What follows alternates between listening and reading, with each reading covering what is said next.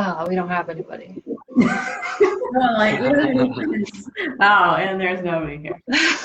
How do you know? Like, this is all new to me. I've never done this. I know. What do you do? Yeah, Like, what do people do? Yeah. Well, so it's new to me too because they just updated their like live producer room, so it's now kind of like its own like software almost within Facebook. So Yeah, I've never even done Facebook Live. I haven't either. Me either. I've only watched like 2 Instagram lives, and they're. I mean, I think that's okay, weird. yeah. So I just went on Facebook on another tab and we're live. Hey.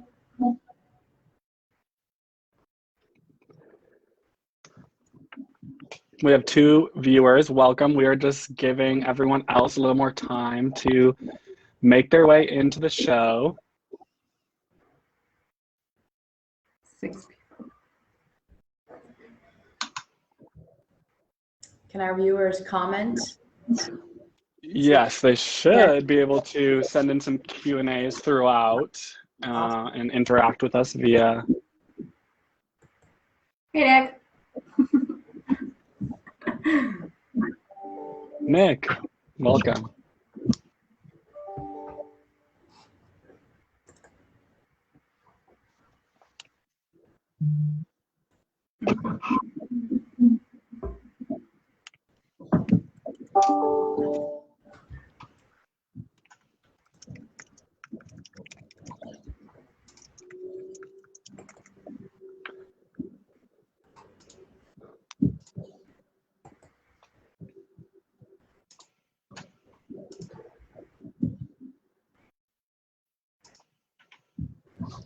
Is there a way to see the participants? I know, we can't like see anybody. We just see people comment. Yeah, we won't know who anyone is until they reveal themselves in the chat box. Oh.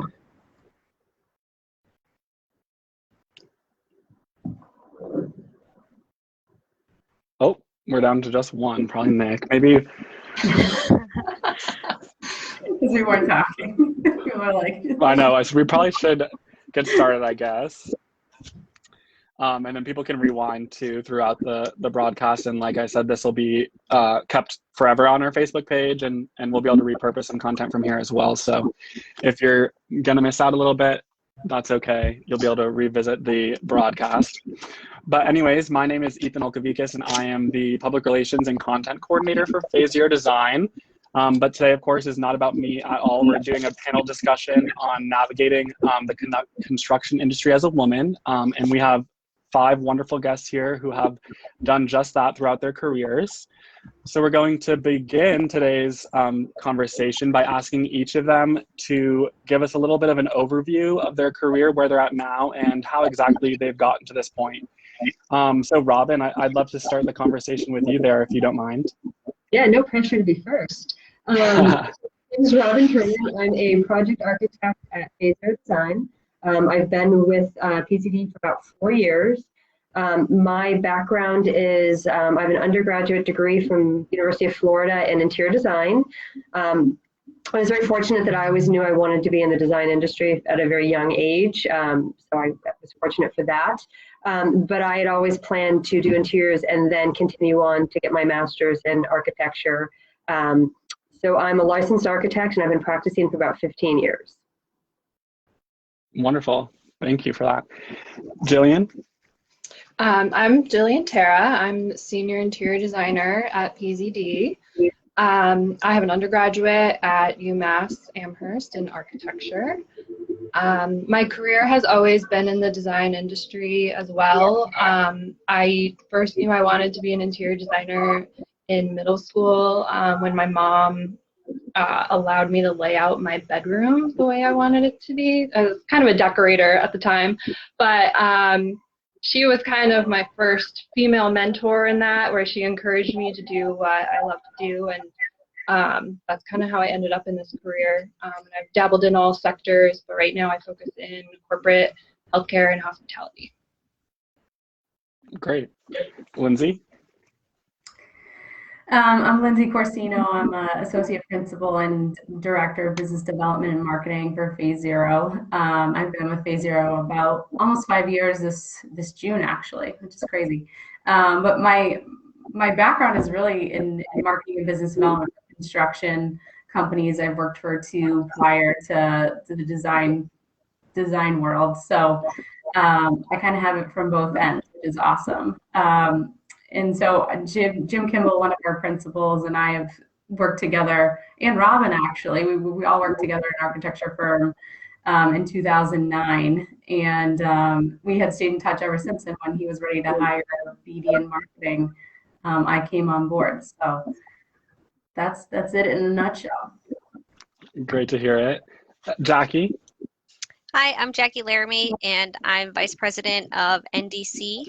We're a general contractor / construction management firm out of Plainville, and I've been with the company for 13 years. I started in the field as a carpenter while I was in school, and just worked in a lot of different positions and worked my way up through the organization. And 5 years ago, when we decided to separate it into its own company, separate from Network Interiors, which is our carpentry side, I moved into this role of initially operations, and then to vice president, and now I'm currently vice president and owner. So Awesome. Wonderful. And Kayla, last but certainly not least. Yeah, so I am Kayla Nasser. I'm principal and part owner of American Construction. We're a construction manager, also general contractor. It's a family business here, but my background has always been construction. So I started at Chalmette, and I was part of the CMST program, which, fortunately I was able to explore all aspects of construction, from superintendent, estimating, and project management, where I then rolled into the project management role, focusing on high-end retail, which then kind of my opportunity here came about probably about 7 years ago. So. Great. So it sounds like we all have some long and storied careers. So going off those, I don't want to pick anyone for this one first. So if you do want to respond to this, shout it out. But I would love to talk about maybe some challenges, maybe some anecdotal stories of some challenges that you have each faced in the industry and throughout your career as a woman in construction. I can call someone out too. I could take this. First. So as kind of my career started and progressed, and honestly still continues, it's been a challenge, but obviously one that personally I've enjoyed. But one story, one thing that actually comes to mind, I say it often, is someone will say, "Hey, well, what do you do for a living?" And I will respond and say, "Hey, I'm in construction." And it's the initial reaction of, "You are," and the emotion changes a bit in the conversation. And if someone like my brother, who I own the company with, will say the same thing, it's like, "Oh, great," So it's something that I've become accustomed to, but it's always that woman, construction, and they try to put it together for a second. But something I'm proud of. Definitely something to be proud of. I'm sure most of you can relate to that. Jackie, is there some time maybe when you were starting out as a carpenter that kind of connects to that sort of sentiment? Yes and no. I mean, I've been really fortunate in the fact that our company is really open-minded and forward-thinking. So when Melissa Sheffy, who started the business, said, "Hey, I'm bringing this girl on and she wants to be a carpenter, she wants to learn," I know there was grumbling, but when I went out onto the job site and I was ready to work, everyone's like, "Okay, this girl's serious, so this won't be a problem." And they taught me. So they taught me how to build. So I can frame, sheetrock, tape. Am I great at it? No, but do I understand it enough to do it? Yeah. So I've been really fortunate in the fact that it's just never been a problem. So, yeah, I'm not related to anyone in the company or anything, I kind of came in blind, not knowing anything. I just wanted to know how to build. I was in school for construction management. And I was like, "Hey, can I learn and I'll work for free? And she's like, well, that's illegal, so I will pay you. And I'm like, well, that's a bonus. So just like, great, sign me up. And so that's, you know, just work through different roles, foreman, superintendent. You know, I think maybe, and I can't actually say whether or not people had an opinion or not, just nothing that I picked up on or felt like it was something I had to work through. I just did the work. I don't know. So sorry, it's boring. But that's my experience. So that's great. It definitely shows how strong you are and how fortunate you are to have, you know, come into that female-owned business. That's a great opportunity. I will say one of my first projects that I was a project manager on, it was for a bank interior project. And I remember it was the first one that I ran the construction all by myself on the architectural side.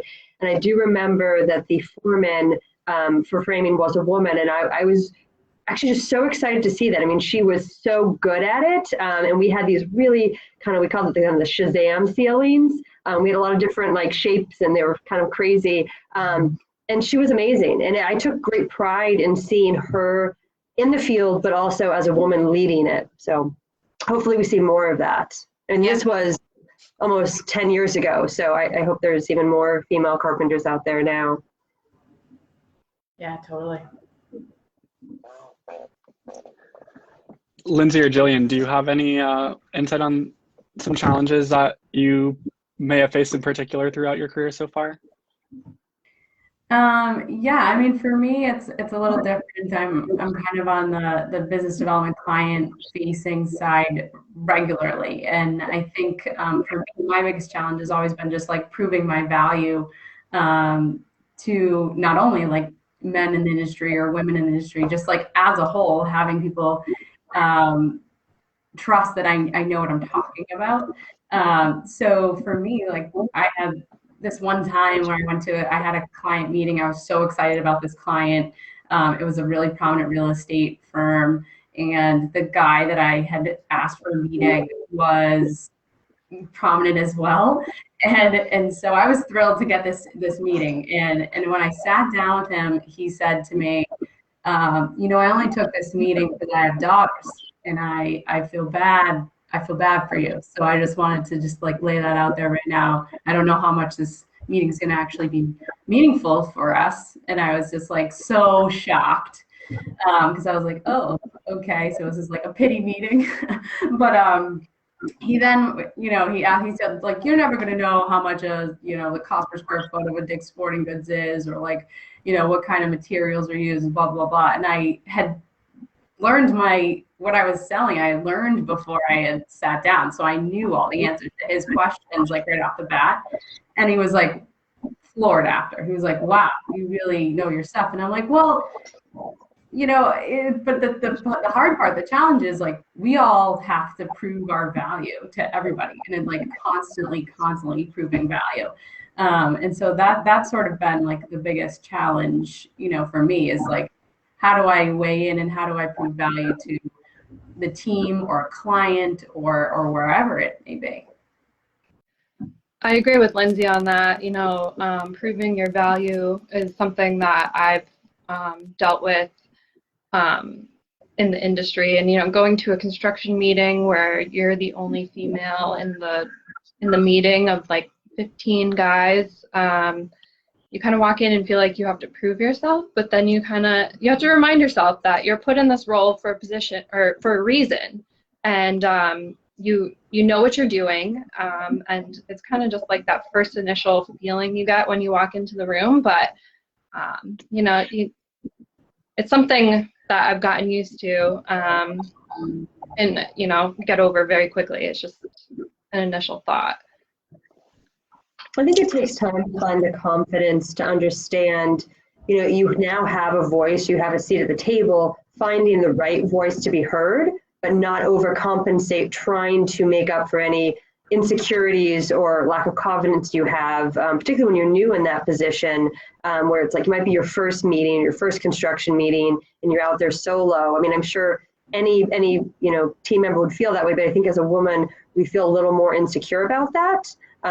You know, maybe more in the field than in the office type settings, but I think it's finding the right voice for your audience so you're heard, but it's not, interpreted or taken that you're trying to overcompensate or, take too much charge. It's a balancing act. Totally. I agree with that, Robin. So, I talk a lot about, getting rid of your internal barriers, right? So when you go to sit at the table with 10, 15 men or, in a job meeting, which, I too have been a part of, it's really walking in and saying, I got this, like, I know I'm here. And really dismantling those hurdles to be successful and, be the contributor that you know that you are. And once you share your knowledge and they know you are, it's, you're achieving the common goal. But, really dismantling those hurdles and getting through that initial, all right, I've got this. Yeah, it feels like it's like you're always kind of giving yourself a little internal pep talk when you go into a room full of men, or just even still in like networking environments, you're like, got this, so it's definitely one of those things that you just got to kind of push through and feel comfortable and like secure in what you do know, because I think women also feel like there's a little lack of confidence in what they do know, but we know more than we think, and we can add a tremendous amount of value and perspective that maybe people don't really realize. Yeah, I think another challenge, like Ethan answered, is there a challenge or hurdles, or another piece of the puzzle is the balance or trade-off, we think, that between professional and personal for most women, right? It's like, how do I do both? Can I have both?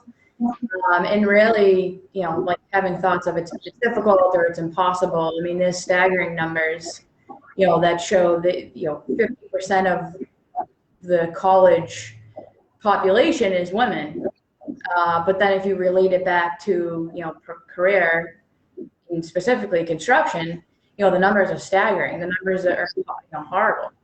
And, it just it's disappointing, and hopefully we can make a change that it's not difficult. It's not impossible. You can have both, right? And you can have a balance between professional and personal. And, we, and I say we, meaning us women, we're doing it, and so the more we can talk about it and promote it and really just start having those small dialogues across our organization, we'll start to make a difference. Definitely. How, Jackie, how about at your company? I know you said you haven't necessarily faced that many challenges, but what do you think has positioned your company to maybe not present some of those challenges, or your career in particular? It's a good question. I think that our big focus is just finding the right person for the right job. And, when you have someone who is willing to learn, male or female, and they're coming into it and they have a good work ethic, it's just giving them the tools that they need to be successful. So, we actually have a lot of women in our company. So actually in my division, I think the men are outnumbered by some of the women in the office. So, we love that. yeah, and then on our carpentry side, one of our best tapers is a female, and she's awesome.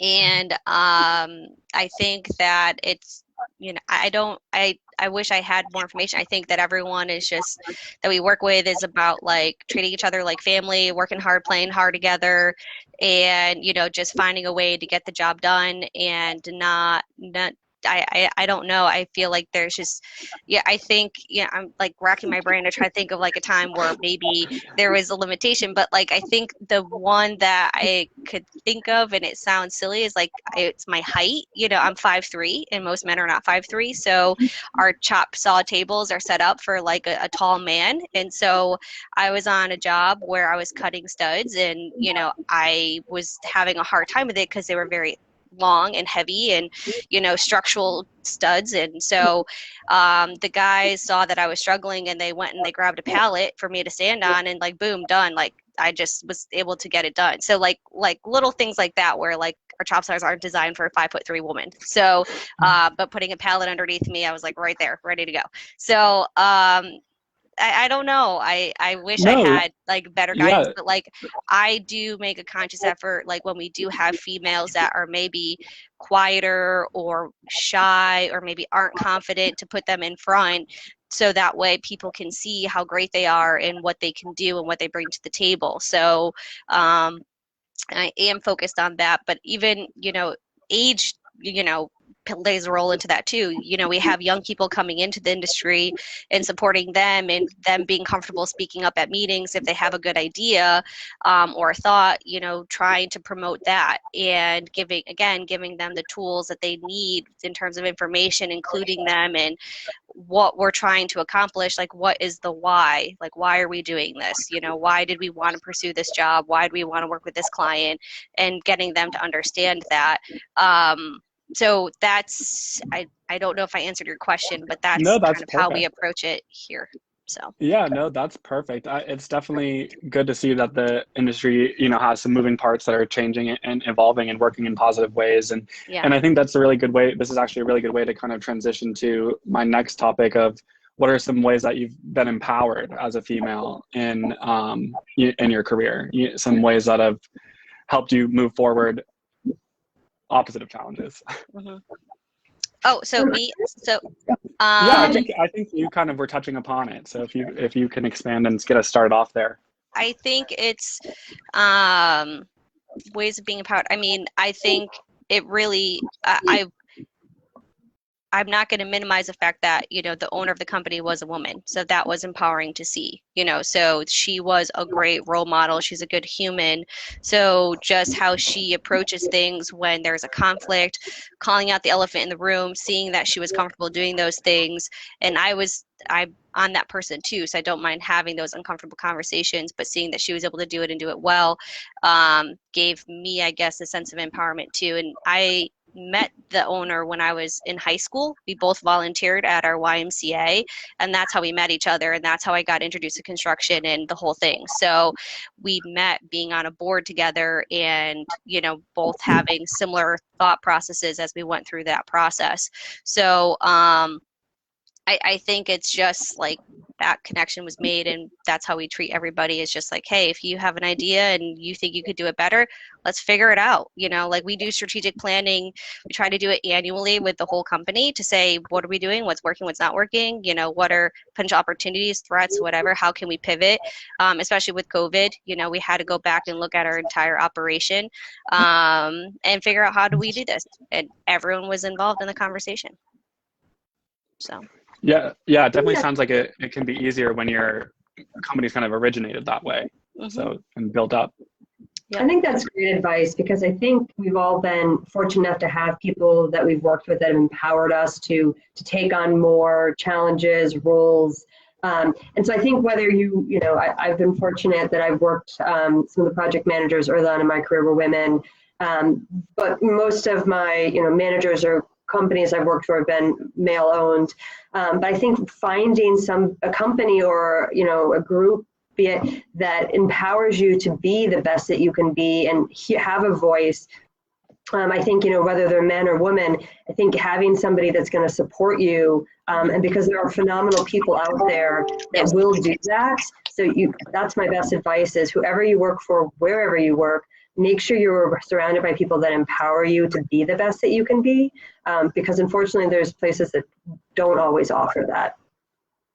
I agree. I think having, a female mentor or a male mentor to kind of help guide you throughout your career is really important. Like at my last firm, I had one female mentor who I kind of watched go about her day-to-day tasks, and I feel like I learned so much from her, and she kind of pushed my limits.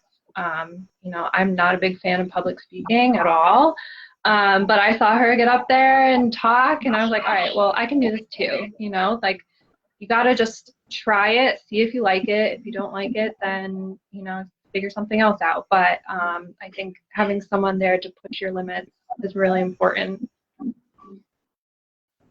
I mean, I would agree. Definitely having a mentor is crucial to empower. But I think for me, I kind of go back. I had a former boss who kind of realized some potential in myself and that I didn't quite see yet. And I think when you are partnered with somebody that kind of sees that you have potential in something that you didn't realize, it brings it out to you and says, like, you're really good at this, or you're really good at that. And being able to have those conversations with people, to me, that empowered me. I was like, wow, I didn't even really think that was of value to the organization, but apparently it is. And so once those sort of skills and talents ended up coming out of me, it brought more out, and I felt more empowered. I felt more confident that, someone thought that I was good at X, Y, or Z. So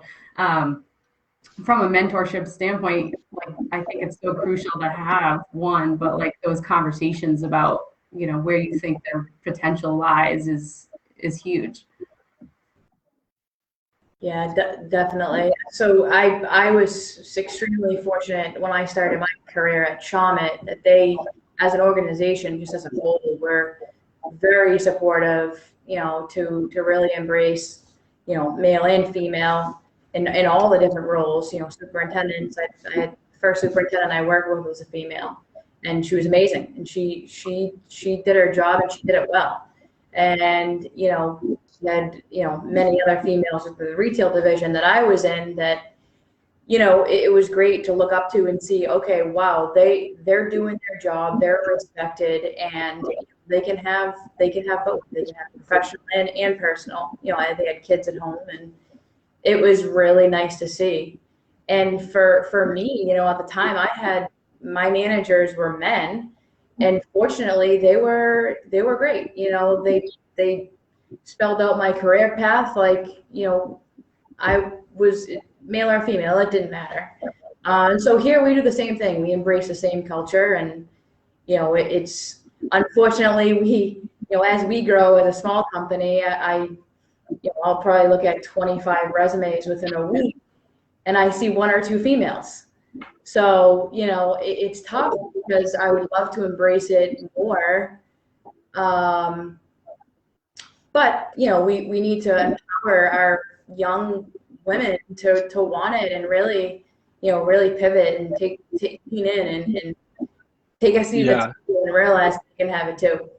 Yes, Kayla, that's a great point. I think now would be a good time to talk about kind of what's the most common reason that women are kind of deterred from joining the AEC industry from the beginning. How do you think we could heighten that number of applicants and make it appear as more of an interesting industry for women?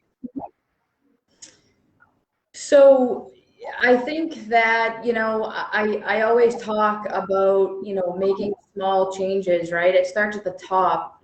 I firmly believe that, in all of your groups, whether it's, talk to your owners, talk to your executives, your shareholders, your manager, and start having those conversations, make the asks. And, I think that the more we talk about it and the better we amplify our voices as women, we'll start to be heard. It starts with a small change, right? Having this video conference or participating in a blog, or, really, taking advantage of social media during a week like this, right? Women in construction. And really leveraging it and start having those conversations. I also think the exposure at school, I mean, I have two young children, my daughter's 6, and I'm very excited to see the emphasis on, it was STEM, but now it's STEAM, so the integration of engineering and arts at an early age, where it's, maybe young women or, girls may not have focused so much on the engineering side, that there's so much more exposure to that, even starting in elementary schools. I think we're kind of planting the seed earlier that it's open to anybody. And I think part of, I think in the design industry, you see more women. And I don't know, whatever the rationale is for that, but I feel like on the engineering side and construction, it's been a little slower for women to step into that role. And I think now we've definitely made it, I would say in the youth kind of like, it's a more diversified role. You see women out there, 20, 30 years ago, it was probably very far and few between. I'm unfortunately, I can only name a handful of women engineers that I know or have worked with. And I do see more and more women in construction, which is phenomenal. I just don't see that many on the engineering side. So I'm hoping that as, elementary schools and high schools are embracing more on the engineering and technology side, that it is going to attract a more diverse group of kids coming, kids and young adults coming into the industry. I was listening to a podcast about this a couple days ago, and it was talking about how women are not as involved in the construction industry because, back in the day, it was a lot of heavy lifting, potential injury, and now we're so far advanced. We have all this equipment that helps us when we're out there, like doing labor-intensive things that it kind of is more encouraging for women to be involved in construction, I think. But I also think it's an intimidation factor. There's more men in this industry, and I think that's something that just needs to change in order to encourage more women to get out there and want to be involved in construction. Yeah, I think a big part of like my focus within the industry is not necessarily just on women getting into the CM side of it or GC side or whatever. My focus is really people in general getting into the trades, because the trades are having so few people enter them, and we're at a workforce deficit. So there's going to be a huge number of people who are going to be retiring, even in the next 5 years. I mean, there's hundreds of thousands of people retiring. So who's going to replace them? And women are going to have to get involved because there's just not going to be enough younger men who want to go into the trade. So I'm hoping just through that but I think that has to be a mindset shift as a society, that the trades are a viable option for a career and that you could take care of yourself, and, college isn't the only option. And so I think that just through that, if that message can be broadcasted, that women can start through an entry-level position, through an apprenticeship or whatever, and work their way up to becoming a foreman, super, project manager, estimator. So when I talk to young women, I try to encourage them to get involved in the trades, because that is such a great way to learn, and it's a people need people. And so, I mean, there's lots of kids going to college, but there's no one going into the trade. So that in and of itself too will be a resume separator, in the fact that person actually has the hands-on experience. Totally. I couldn't agree more. We posted a fun fact, a few weeks back, that the average age of a construction worker has increased, while the number of workers who are 20, I think it was 25 and younger, decreased. Mm-hmm. So, let's just say the staggering numbers, like you had said, once they start to retire, there's going to be a large gap there of trade professionals that we need. Yes. And that knowledge transfer. So there needs to be that overlap of those people who have been doing this for decades to train the people who are coming in, so that way they get that knowledge, not just from what you see in a book or on a set of drawings, but these are the workarounds, because nothing's perfect. Existing conditions are not perfect, and everyone does the best they can to try to forecast that. But when you have a column that's not in the right place, or your concrete's not level, how do you fix that? Whether you're a flooring carpenter or whatever, those are all things that you just get through experience and the proper training. So that's a big part of my focus, and is getting just young people in general into the industry, into the trades.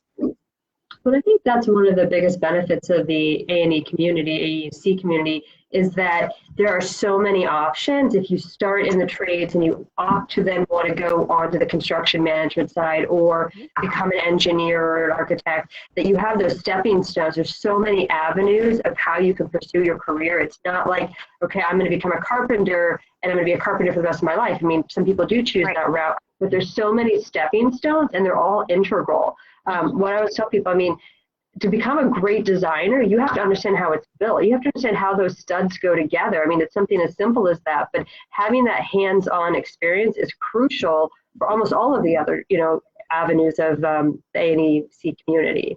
So, a lot of opportunity for people of all ages and, you know, all levels. I agree. And I also think too that we also can just look at the person, you know, what they bring to the table. So we have a project engineer that she's a female. She did not go to school for construction management. She went to school for psychology. She had a background in hospitality. We had originally hired her to be an admin, and then we needed help with estimating, and she just killed it. She was amazing. And so now she's a project engineer and she's learning the construction side of it. But she just had the work ethic and the ability to just be like, hey, I want to learn how to do this and I'm going to ask the right questions. And she just is awesome. So just trying to get creative too with where we're recruiting people from and looking at their skill set and are they the right person? That's a great point. Because, you know, I wasn't a construction major myself. I was an economics major. And I just so happened to intern at Chalmette and love the culture. But, you know, they gave me a chance. I did call every month for 12 months straight, but they gave me the chance. And I took that very seriously and did well with it. And I think, like you said, if we can get creative and really look outside the box of, you know, hey, they didn't graduate from Wentworth, but, you know, they have the skills, they have the drive, the know-how to really, you know, learn the job and get it done right. So I think it's a great point. Yeah, that's a Lindsay. really good story of you realizing the potential in somebody that worked for you and saw that they had the work ethic to do that, and bringing that female to the forefront is, you know, I think that's such a valuable point that you. Yes, definitely. There's a lot of important advice there for sure. What do you think it means to be successful as a woman in the construction industry? I know there's never one definition for a question like this, but I'd love to get all your perspectives on that. Jillian, you want to start? Oh man, you put me on the spot. Honestly, it's probably the same for both genders. Just get the job done and get it done right, is the way I see it. I mean, I don't know what else to comment on that. I got tripped up on that question. Sure.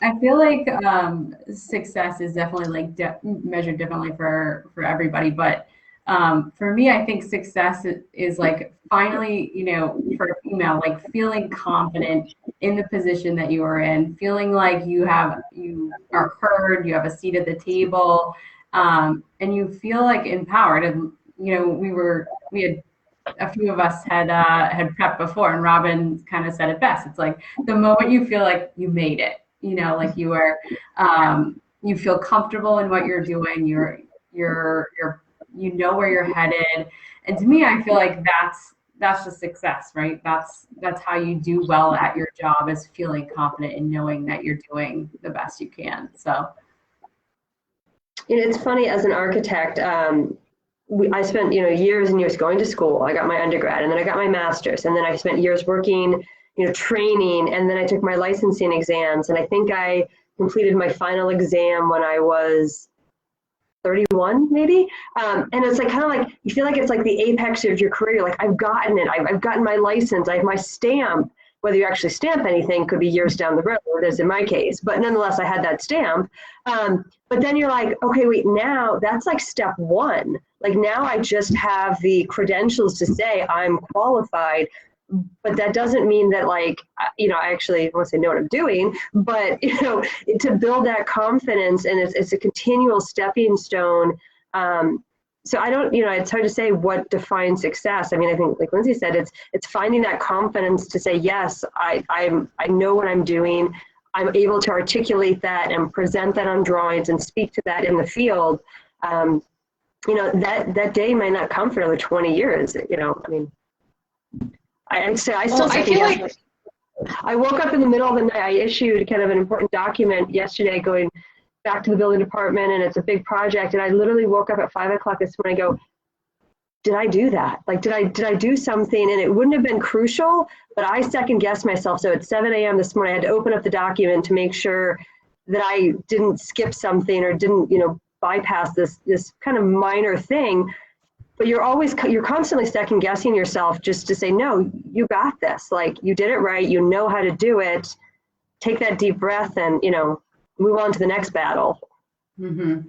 I agree with Robin. I feel like it is constant stepping stones, but I do get that sense of success at the completion of every project, because it's just another hurdle that I've overcome, and it's another learning experience for me where I learn from my mistakes and I learn what I did right to keep doing it. But it's constantly it's just stepping stones throughout your career, really.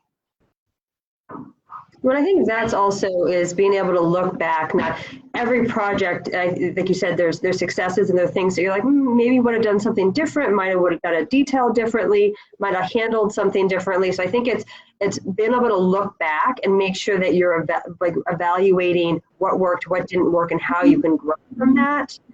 So the more that you do that, that's what's going to make you successful. You don't want to, every project has its, missteps. You don't want to keep making the same mistakes. So I think being able to grow and advance is, to me, that's what makes us successful. Yeah, I agree with that, Robin. So, I always say all the time, you have to be comfortable with the uncomfortable, right, to grow and really challenge yourself. And so, that's something that I live by. I try to do something uncomfortable every day. And success for me really is being, comfortable with the uncomfortable, growing, learning, constantly getting better, learning from your mistakes. And also too, kind of what I mentioned earlier is being able to have a balance between, being a mom, because I have a daughter, she's 2.5 years old, and she keeps us busy, but being a mom, being a business owner, and really enjoying both. I think for me, it's cool that I'm quite there 100%, but being able to really enjoy, I love what I do and I have a great home life. And for me, that is the ultimate success. Yeah, I think that's awesome. And I think it depends on, for every person, where they are in their career. I think that the definition of success as a business owner is going to be different than as a project manager, than as a project engineer, based on your responsibilities, what you're checking off the list each day. And I think for me, when I moved into this role, it became a challenge to step away from these epic to-do lists that you could check things off and it was defined for you. It becomes way more global, and being okay, this person needs help or this employee needs to have a conversation, and being able to make time for that, and learning how to do that for me was success, because I struggled with that initially, because I'm very much type A. I need to check things on the list and get stuff done. And then you move into a more global role and you're okay, well, you have to kind of leave things open because people are going to need things from you, and you're going to have to stop what you're doing so you can help them, and figuring out how to do that, and realizing that my success is their success. So I have to be available to make sure that they're successful and supporting them in their efforts. It's not me anymore. So. Well, it's also hard to put a time definition, because you can assign yourself a task and say, it's going to take me X amount to do this. Yes. Well, you can't always assign a task to supporting your team, because you need to give them whatever they need to succeed. Exactly. So that it's definitely a time management challenge where you can't just carve out X, because it might be a lot more than that. Yes. Or less. Yes. Yes. So that to me, moving into this role, that became my definition of success, is okay, Jackie, it's not about you anymore. You got to take care of these people. They need to be successful. They need stuff from you. You need to make time for them. And so that was it for me. Yeah, I love that. That's a really great sentiment. And I feel like most of us or most of you guys, are in fairly leadership roles. So I feel like this is a good transition into what is going to be our final question before we head into some audience Q&A. So anybody watching that has anything specific they want asked, send it in the chat box, and I'll try to ask it all at the end. But to all of you here today, what advice would you offer to women or young girls who are interested in getting into AEC? Or as Ron put it in the chat, what would you tell your younger self to do differently or to do to get into the career you're in today? I think for me, I would recommend for people to just continue to push themselves out of their comfort zone. I feel like that's where it's gotten me today. Just, you don't know what you like until you actually try it. So, throughout my career, I've also dabbled in a couple different sectors and realized that I'm happiest with what I'm doing right now, just corporate healthcare, hospitality, a little bit of everything. But it takes time to figure that stuff out, and I think that you need to experience it in order to figure out if you like it or not. I agree with that. I always hated the saying, it's not what you know, it's who you know, because I felt like that discredited what you brought or what everything you've worked towards. But looking back at my younger self, I always wanted it to be, I wanted a spot at the table because of what I knew, not because of somebody I knew to get me that connection. But I feel like that was a little stubborn, in that use your resources. That's my best advice to you, is it's who you know isn't going, no one's going to give you a job or give you an opportunity because of who you know, but it might introduce you to somebody that could change your course of your career or your experience. So use your resources, whoever they might be. Don't be afraid to ask for help because you think that it's going to invalidate who you are or what you bring to the table. I wish I kind of leaned into that idea a little more because I feel like I could have made my life a little easier in my early 20s, getting some of those experiences and leadership, or those connecting with the right people to help steer my career. Again, having those mentors is going to be crucial. Yeah, and I think a big piece of that is just because of, as women, we're inherently sensitive, or kind of, we keep to ourselves, right? Or, I say we, but most, right? And so, like I said earlier, it's about dismantling those hurdles, and really breaking down your internal barriers and asking, talking to that executive that or hey, call whoever it is and say, hey, is there an opportunity, or really leveraging your resources. But I think first it's saying, okay, I can do this. I don't want to be embarrassed about it, or I really want to break the hurdle and see what opportunities are out there. Yeah, I would kind of echo that as well. But I mean, the biggest thing I think is, like, you just got to ask the question. Like, when you are sort of coming into this industry, whatever question that you think is dumb is not a dumb question in my mind. I just feel like the more you can ask the question to your resources, to your coworkers, the more you learn, and the more you feel empowered to do your job at a better and higher level. I always think of this story, like when I first got hired into this industry from Jim Kimball, our principal. He came in and said, like, can you kick my ass? And I was like, yep. And so just like having that, like, the sort of like the power to do that, like someone said, like, can you kick my ass? I'm like, yeah, of course I can kick your ass. And so I'm still kicking his ass today. But that is, like, to tell my younger self is, like, don't be afraid to do that. Don't be afraid to ask that question. Don't be afraid to go to make a connection with someone that is, like, highly unlikely connection for you. Like, when I worked in construction, I would always try and connect with the supers, because, like, they obviously were on the ground, they knew the most. And so for me, I was like, okay, take me on site. I want to know what you're doing. I want to know how you're building it. I want to know what materials you're using. And the more curious you are in this industry, I think the better you are, the better you do your job. Yeah, I think that's a really great point, and just asking questions and trying to learn as much as you possibly can. And I think being open-minded to the the different directions your career will take. You might go into it thinking, hey, I have this plan and this is going to be my career path.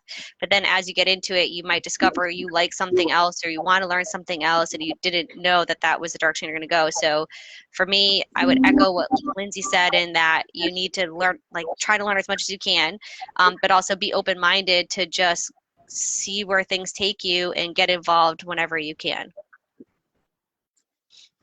Too is like, you know, I always was taught, you know, leverage your strengths, right? So if you're young and you're getting into the industry and you may not know how to read drawings, that's okay. You know, you maybe, you know, leverage your strengths. You may be really good at paperwork and you could, you know, really be a huge contributor to a project team.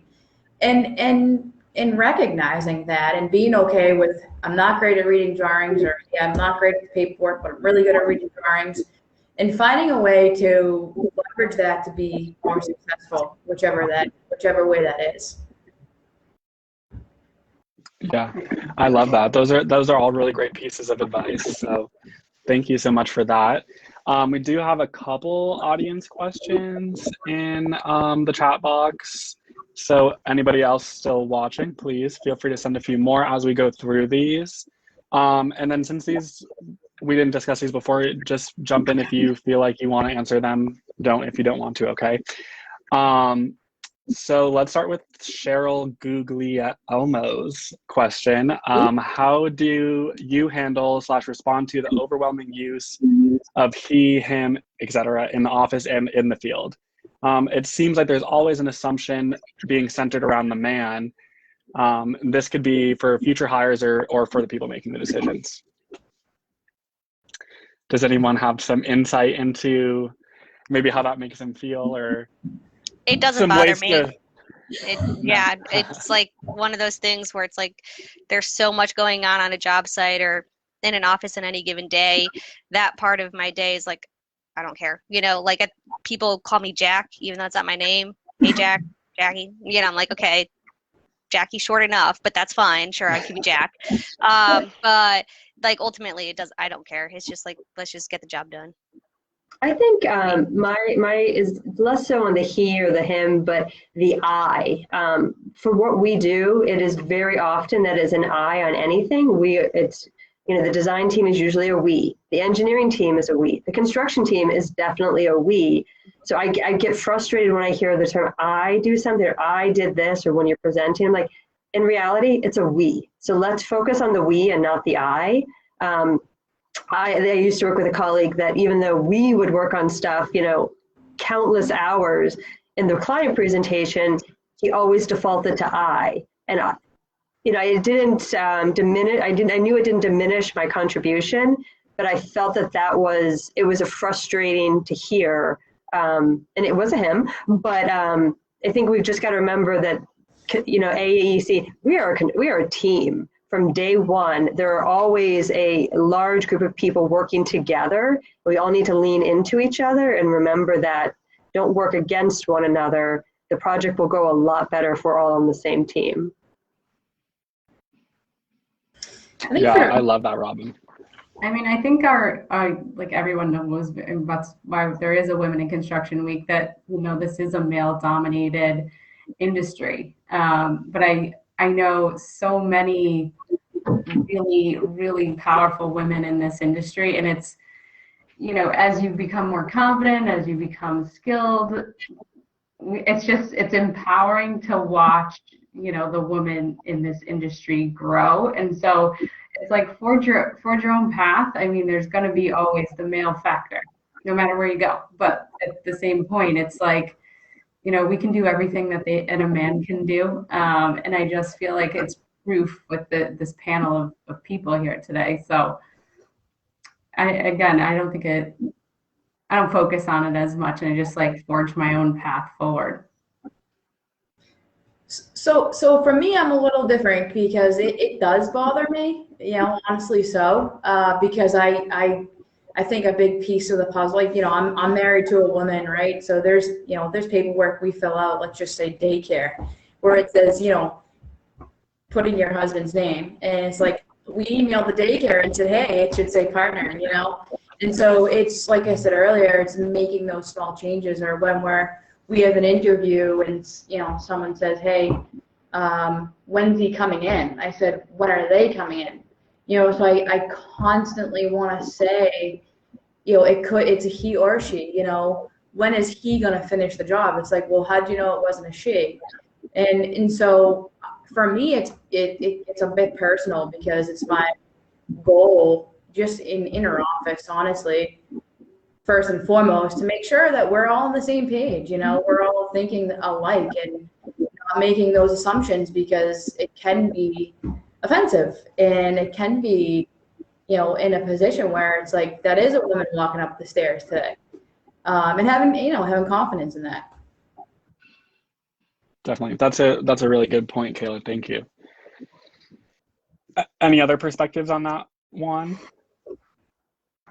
Cool. We can move on to Jamie's question about whether or not any of us have experienced or seen any like pay or compensation or like treatment throughout the hiring process between male and females throughout your careers. I know that can be a little bit sensitive of a topic, but I definitely have. From like the business development side, I know that a male in my position gets paid more than the females do. I know it in a few instances, and you know, it's hard to feel, you know, valued. You know, compensation, I feel like sometimes directly links to your value of the organization and what you bring to the organization. So obviously pay is, you know, obviously a really big topic for females, but yeah, I do see it. How do I face it? I'm not afraid to walk into the owner's office and say, you know, this is an issue for me. And I know that, you know, my peers that are male get paid more than I do. And, you know, we discuss it. And I feel like if you can have those conversations with your managers, I think it's critical to feeling equal to your male peers. I mean, just make sure that you feel honest, open and honest to have those conversations. I think you need to understand your value. I think women, you know, not to be stereotypical, but underestimate their value. You know, I always go back to saying that a woman's not going to apply for a job unless she meets 90% of the, you know, requirements or, you know, what they're looking for, but a man would apply for the same position if he's only 50% qualified. So that's something I go back to, because I always want to go into a situation where I feel secure, that I can do the job 100%. So I think sometimes it's, again, moving outside your own comfort zone and saying, well, maybe I don't know how to do this, but I will get there and I will learn. So knowing your value, from the day you interview to saying, well, I may not be here now, but I know I can get there, and I'm willing to take the steps to do that. But I think just having an honest conversation with yourself, but also with your manager and your superiors, to offer what you can bring to the table and be comfortable with that. Don't be afraid to have a voice. And somebody who's now, you know, on the other side of that, where I do a lot of our interviewing and make decisions on who we hire, I mean, I'm fortunate that I can say that I don't, you know, man, women, whatever your background, it's what your qualifications are. And I hope that's something that is, you know, happening across the board. Yeah, for sure. I do think that, you know, women have a harder time speaking up when it does come to salaries, because, you know, there does tend to be a difference in salary between male and female. But, you know, like Robin and Lindsay said, you need to just speak up and speak your mind. And that goes for any situation in our industry, you know, like you need to feel or know your worth, and be able to stand up to it. Yeah, Robin, you had mentioned stereotypes. I hate the stereotype, but it is. I mean, there's social science studies out there that, you know, we've confirmed that we evaluate people based on stereotypes, right? And women take on this stereotype of, you know, we don't speak up, we're communal, we're caregivers, and so we don't think as highly of ourselves as we should. And so, you know, that's a big contributor to the pay differential of just, not asking for it, right? So, my advice would be ask for it, like Lindsay said, go in their office and say, hey, this is what I feel I'm worth. I've contributed X, Y, and Z, and I know that there's a differential here. Because, unfortunately, so there is, there is data that says, I read the book Lean In by Sheryl Sandberg, and she lays out all the statistics. It's prevalent, right? And it's up to us to really lean in and make a difference from a salary standpoint. Yeah, that's all some really great advice and some really good perspectives for sure. I'd love to end on a little bit lighter of a question from Ronald P. Gooden. If any of you would like to highlight your most proud professional moments, that would be a wonderful way, I think, to take us all on out of this conversation. I'll start. Actually, today is that day for me, because this bid that we are going in for a scope review on is our largest to date, and it's against a company that offered me a job when I was graduating from college, and I turned them down, and everyone thought I was crazy, and today I'm their competitor. So it's cool. Hey, very exciting. That's great. Congratulations for sure. Yeah. I would say mine was somewhat recently, working on a larger project. In most of my career, I've worked on, I would say, smaller projects, but so a recent large project where I was on site for a pre-construction meeting with the engineering team, the construction team, the client team, and it was about 15 people, all of which were men, and I was leading the discussion on the project, doing the walkthrough, which for me was really empowering to say, be the only female there, but then also the one leading the discussion. Yeah, definitely a shining moment for you, I'm sure, Robin. I would say that mine is pretty recent too. Just recently, I wrapped up a project that was a little over 10,000 square feet as not just the interior designer, but as the project manager as well. So that kind of was fun for me to take over and run on my own, and I really enjoyed just having the power to do that. Yeah, that's great to hear. Perhaps some new opportunities for you in the future come from that, which is great. Hopefully. I think my most proud professional moment was getting surprised by being an associate principal at Phase Zero. I think I remember the day when Jim Kimball had a meeting with Robin and I in the conference room, and he was like, okay, you guys are going to be our next associate principals. And we were like, whoa.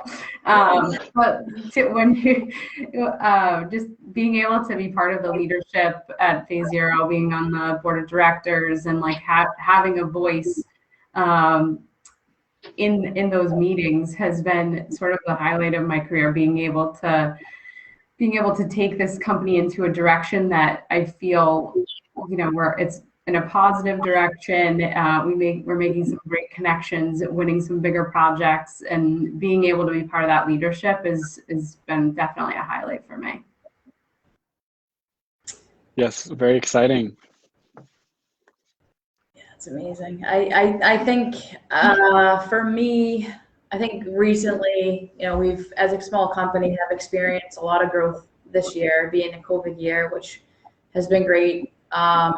We held our first town hall meeting recently. And unfortunately, it was virtual, but as everybody started to pop up and we started seeing the faces of all of our employees, 30 plus faces, it just was, I was so proud to have such a talented, committed team, and such a strong culture that we all built and we're all so proud of.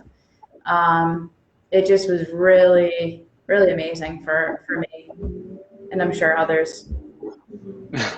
Yeah, it's great to hear that you guys are able to push forward through everything rather than just persevere and deal with it. It seems like you've been very lucky to be in a position to continue to grow throughout everything that's been going on. So congrats on that for sure. Well, thank you all so much. Look at our timing. I think we said we were going to go 12:30 to 1:30, and it's 1:30. So it seems like the perfect time to bring this conversation to a close. If you did get started halfway through or something, we will save this video to our Facebook page. So for those of you who want to go back to the beginning and hear everything that these amazing women had to say today, please feel free to do so. If you have any questions for them that we didn't get to today, you can either reach out to Phase Zero Design on social media and we can link you to them, or you probably could find them on their websites as well. Again, Jackie from Network Design Corporation and Kayla from, sorry, Kayla. That's okay. American Construction, AmCon Corp. Awesome. AmCon Corp. I was like, didn't want to say the abbreviation, so thank you. Awesome. Well, thank you all again so much, and enjoy the rest of your day and the rest of your Women in Construction Week. Thank you, guys. Thank you. Thank you.